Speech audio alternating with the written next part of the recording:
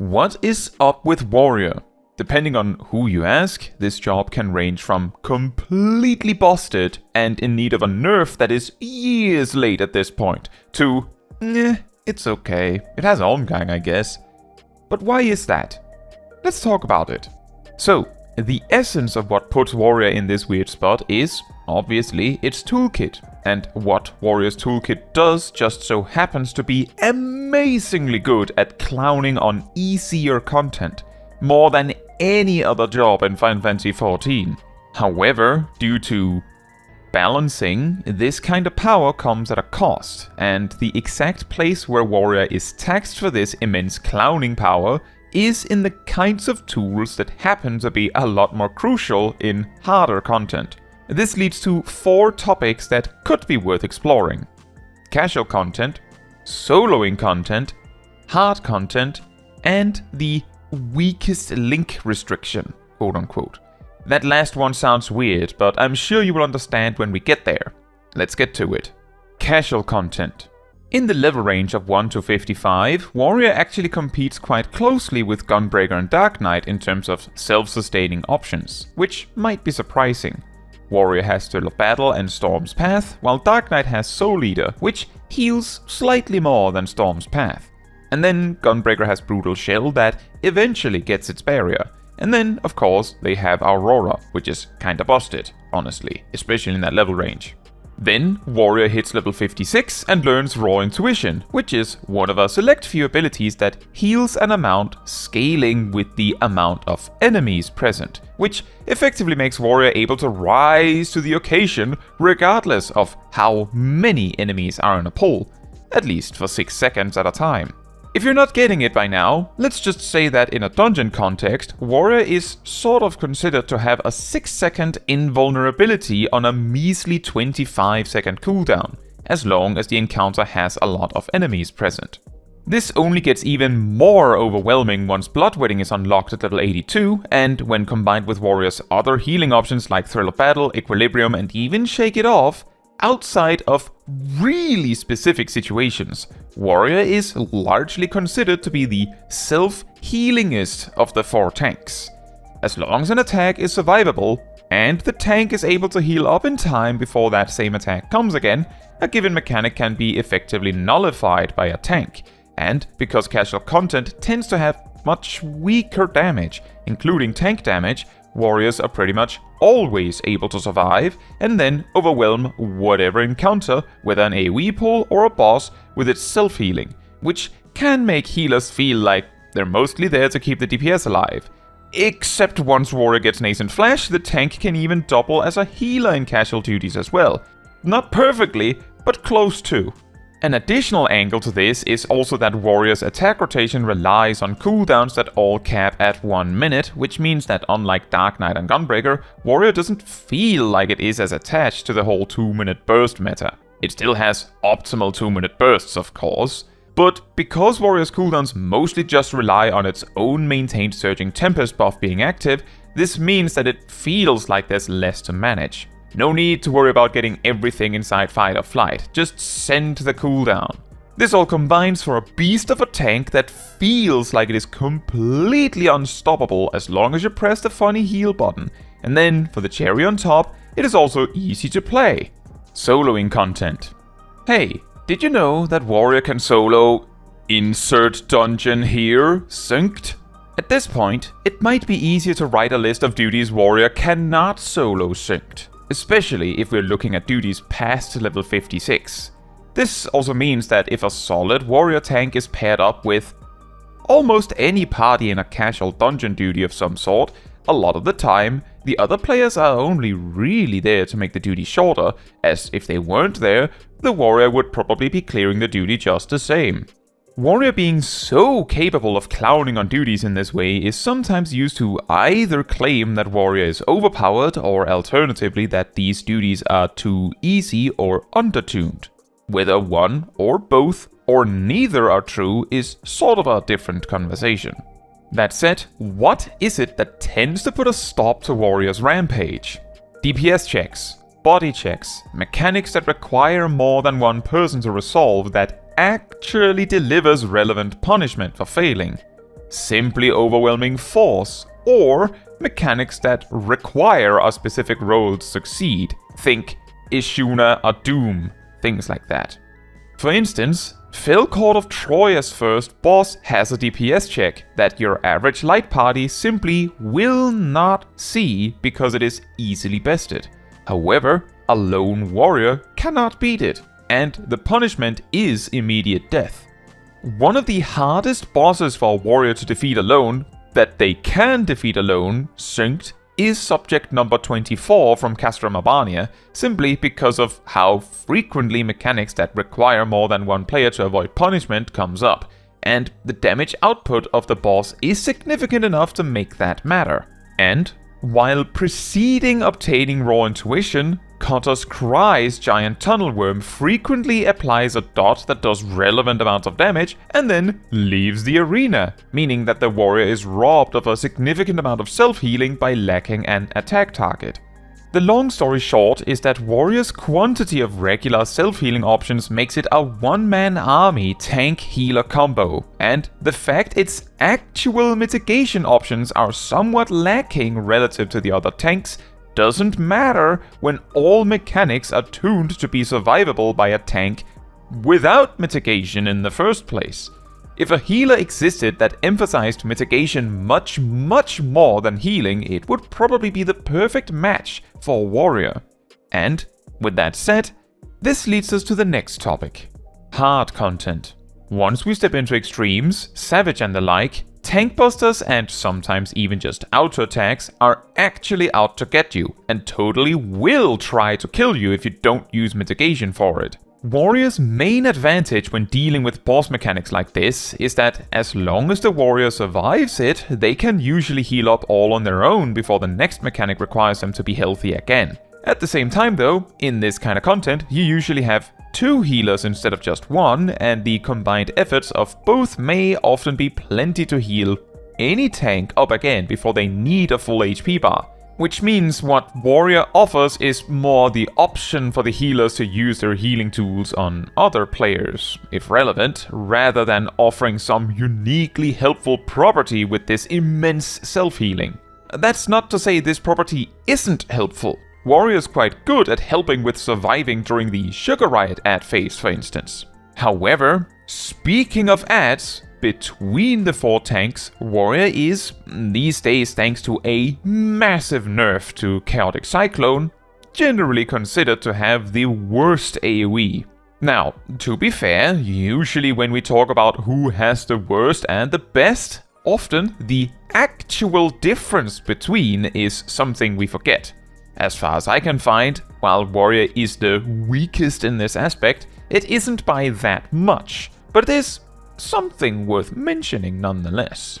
Now, in regards to the whole "as long as the warrior survives it" angle, let's compare the mitigation options between the tanks. All 4 have Rampart, Reprisal, and a 40% mitigation, with specifically Paladin and Gunbreaker's 40% mitigations adding more in the form of a barrier or more max HP when used. In addition to this, for longer cooldown, Paladin has Bulwark, Gunbreaker has Camouflage, Dark Knight has Dark Mind, and Oblation, I suppose, and Warrior has Thrill of Battle. The only one among them that doesn't actually reduce damage. While yes, Thrill of Battle provides effective HP, you do need to make use of the healing bonus before Thrill of Battle ends for that to truly convert into quote-unquote mitigation. Next, for short cooldowns, Paladin's Holy Sheltron and Gunbreaker's Heart of Corundum both equate to 27.75% damage reduction for the first 4 seconds, and then 15% for the next 4 seconds. Warrior's Bloodwhetting, by comparison, is only 19%, followed by 10%. The difference doesn't sound like much, but when accompanied by the fact both of the other tanks have more actual mitigation options, this does kinda weigh Warrior down further. Dark Knight's TBN offers 0 mitigation, but it can almost be assumed that Oblation will accompany TBN if it is needed. For comparison's sake, Bloodwhetting's barrier tends to average around 7 to 8% of the warrior's max HP, somewhere around that. And then we make it to invulns, and this is where Warrior shines mostly.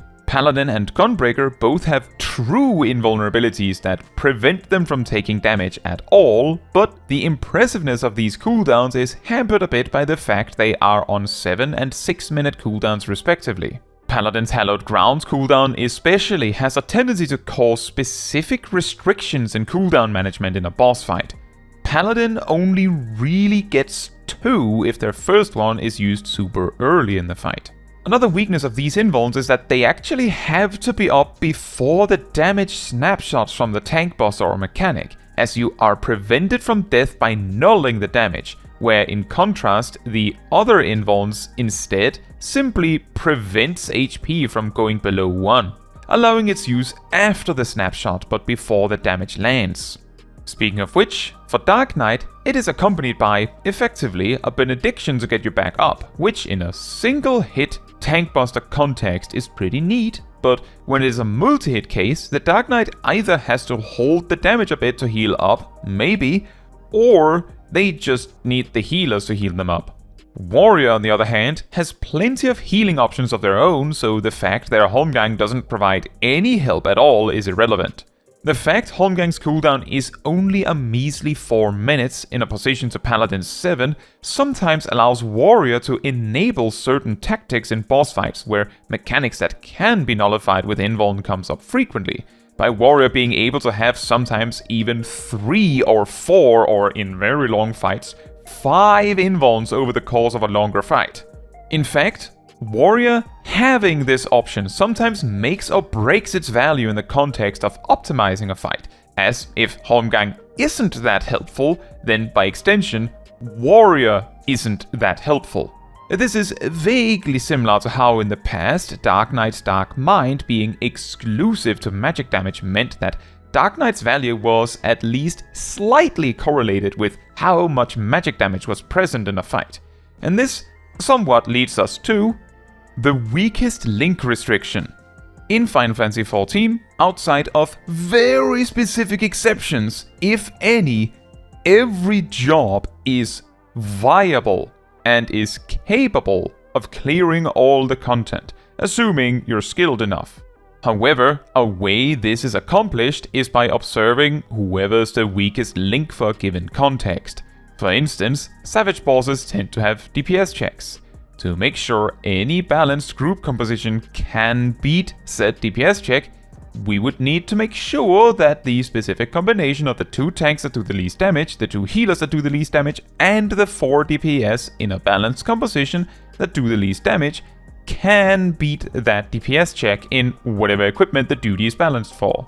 This would also mean that using any composition that is better than that, or perhaps is more skilled or more geared than expected, would make this DPS check easier to beat. If, for example, the strongest composition could deal, say, 20% more combined DPS than the weakest composition, then it is possible that the fight would seem almost outright trivial when using such a group composition.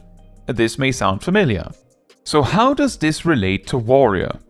At present, Warrior is the weakest link in, from what I can see, at least 2 aspects. Simultaneously, it is also the strongest link in one aspect, which can impact encounter design in a very different way. Let's start with the weak links. First, Warrior is, between the 4 tanks, the one with the most reliable damage output, largely thanks to how many of its strong attacks are guaranteed critical direct hits.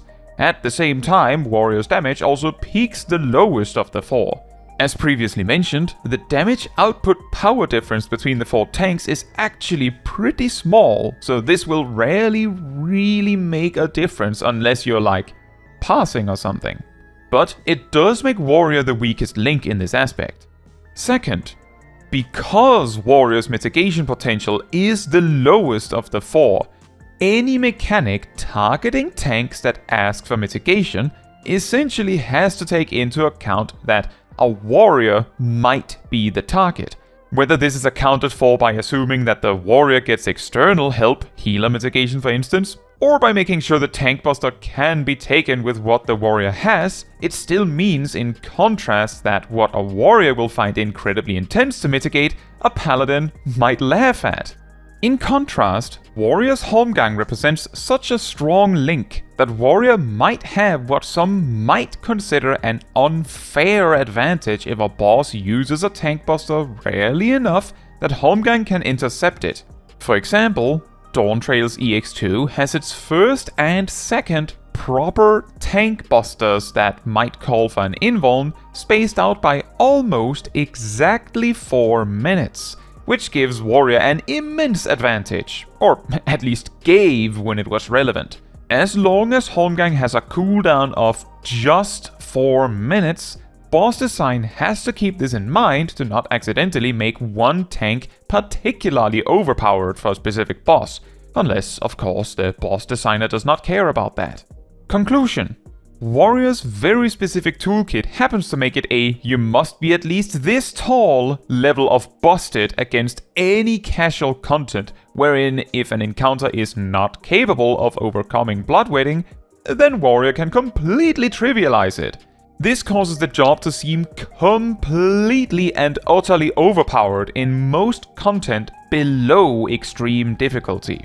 Simultaneously, most of these exact same tools simply are not impactful enough to make Warrior have a special advantage once it comes to hard content like Savage raiding.